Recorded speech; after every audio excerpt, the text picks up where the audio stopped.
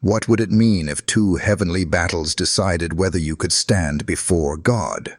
One fought over a hidden grave, the other in the very courts of heaven. These aren't distant legends. They are mysteries that still shape your faith today.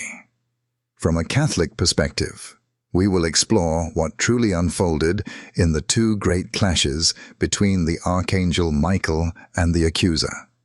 These battles are more than heavenly confrontations. They safeguard the heart of worship, reveal the source of spiritual authority, and show how believers today can live free from condemnation through Christ.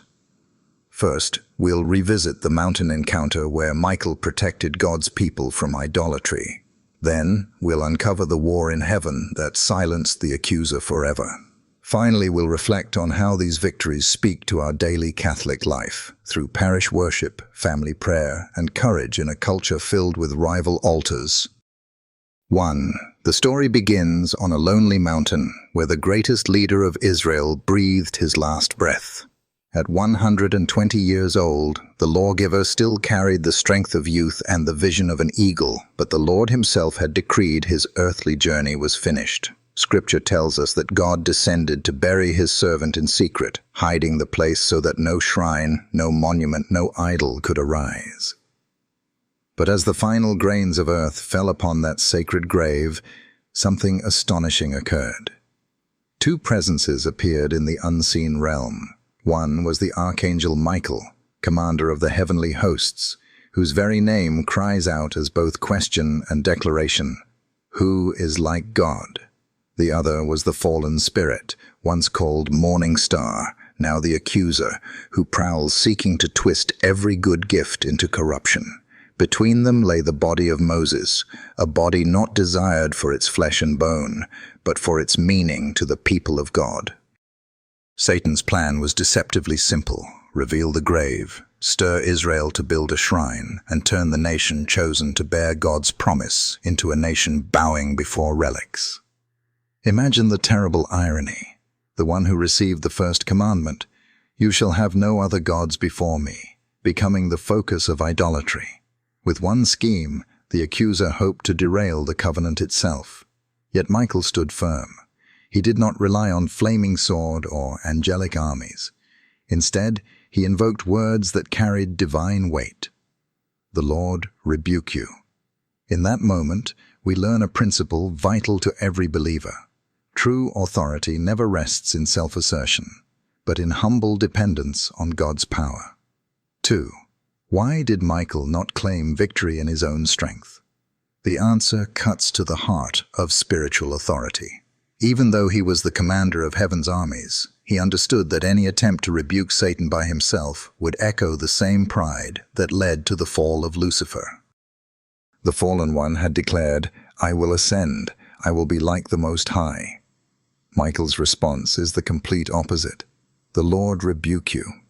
In humility, he anchored his power not in his rank, not in his brilliance, but in his submission to the throne of God.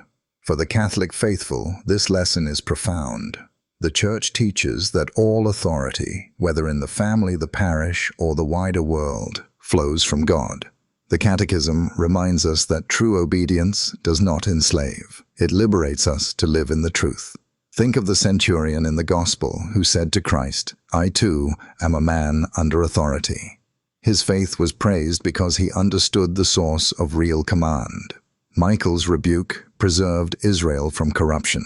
By resisting idolatry at its root, he safeguarded the lineage through which the Messiah would come. Had the nation turned Moses into an object of worship, the covenant would have been poisoned, and salvation history itself imperiled. What seemed like a simple burial dispute was, in reality, a battle over humanity's future, and this is where the lesson touches us. We too are tempted to rely on our own cleverness, our own force of will. Yet victory over evil comes not from self-confidence, but from leaning entirely on the Lord. The Archangel's words remain our pattern, not "I rebuke you," but "the Lord rebuke you." 3. To understand why the accuser fights so fiercely, we must look back to the very beginning of his fall. Scripture in Isaiah speaks of the one who once shone as the morning star, declaring 5 times, "I will ascend, I will exalt, I will be like the Most High." Pride was the seed, and from pride flowed rebellion. Ezekiel describes him as adorned with beauty, wisdom, and precious stones, yet corrupted by vanity. This is the mystery of iniquity, that the most privileged of creatures sought worship for himself instead of giving worship to God.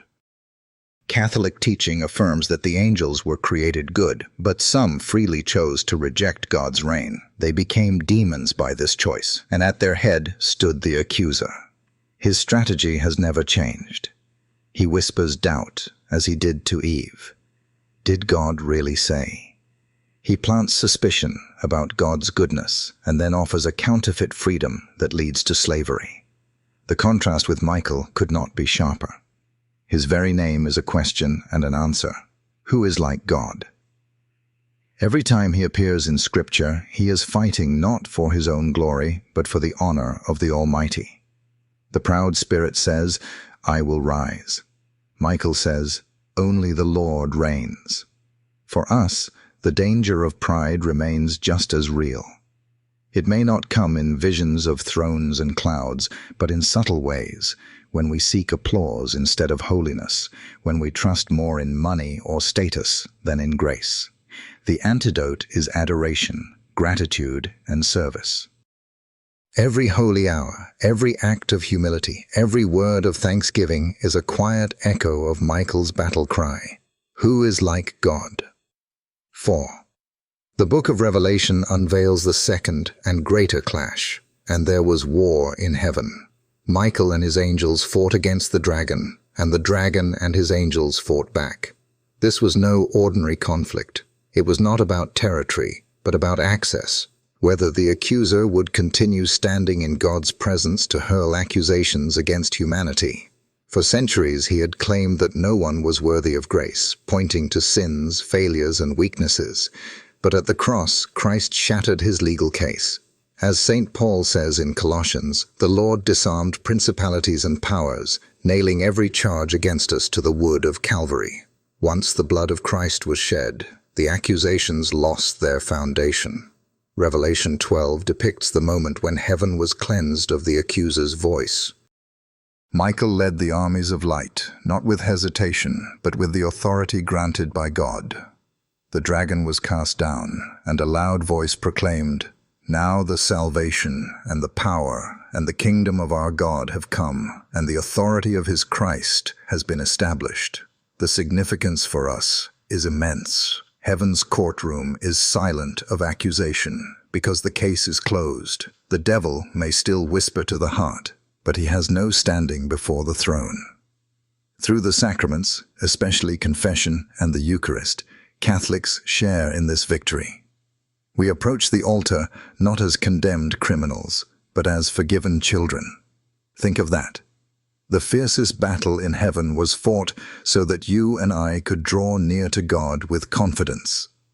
The archangel's triumph points us back to Christ's cross, reminding us that grace is stronger than guilt, and mercy always outshines accusation. 5. Revelation does not only tell us what happened in heaven, it tells us how the faithful on earth share in that same victory. They conquered him by the blood of the Lamb, by the word of their testimony, and by not loving their lives even unto death. 3 simple keys, yet each unlocks tremendous power. First is the blood of the Lamb. At every Mass, Catholics encounter this weapon in the Eucharist. The precious blood is not a symbol, it is the living covenant that cancels every accusation. When Satan whispers that you are unworthy, the chalice of Christ speaks louder. This is the blood poured out for the forgiveness of sins. Second is the word of testimony. The martyrs of the early church overcame not by force of arms, but by confessing Christ before emperors and mobs. Their words were arrows of light, piercing lies. Even today, every Catholic is called to speak of God's mercy, at home, at work, in public life. Testimony is not argument, it is witness. It says, "I have met the Lord, and he is faithful." Third is detachment from life itself. The saints understood that nothing, not even death, could separate them from Christ. This freed them from fear, the devil's most effective chain. When you fear nothing but sin, you become unconquerable. Small sacrifices, fasting, giving, forgiving, train the soul for that freedom. Together, these three keys form a shield. They belong not only to martyrs in history, but to ordinary believers today. Each time you receive the Eucharist, share your faith, or surrender pride and comfort, you step into the same victory the archangel proclaimed. These are not distant battles. They are the strategy for your daily walk with God. 6. Though the great battles are described in Scripture, the mission of the archangel has never ceased. Daniel calls him the guardian of God's people, and St. Paul tells us that at the return of Christ, the voice of an archangel will announce the resurrection. This means Michael is not a figure confined to the past. He is active in the present and destined for the future. Throughout history, devotion to the archangel has risen in times of turmoil. From medieval cathedrals to immigrant parishes in America, Catholics have invoked his protection against threats both spiritual and physical. Pope Leo XIII composed the famous prayer to Saint Michael after a vision of satanic attack on the Church, and that prayer is still recited today in countless families and parishes. It is a reminder that the same defender who rebuked the accuser stands guard over us now. Spiritually, his mission reassures us that heaven is not passive. God does not abandon his people to face the darkness alone. Just as Michael intervened to preserve Israel's destiny, he continues to act under God's command to protect the Church, defend the sacraments, and strengthen believers in their struggles. For Catholics today, this protection is more than symbolic. Each time we conclude family prayer with the St. Michael prayer, each time we entrust our parishes, schools, and even our nation to his intercession, we are participating in that same heavenly defense. The archangel reminds us that no battle is fought in isolation. Behind every act of faith, behind every mass, there stands an unseen army, fighting for the glory of God and the salvation of souls. Michael's presence assures us the victory won in heaven is still being guarded on earth. 7. What then do these heavenly battles mean for Catholics living in America today? The answer lies in recognizing that the same temptations faced by Israel still echo in our culture. The accuser no longer tries to reveal Moses' grave, but he tempts us with modern idols. Politics elevated to religion, careers turned into ultimate goals, entertainment worshipped as if it were salvation. These are our golden calves, and they threaten to capture our hearts if we are not vigilant. The first battle warns us against turning even good things into substitutes for God.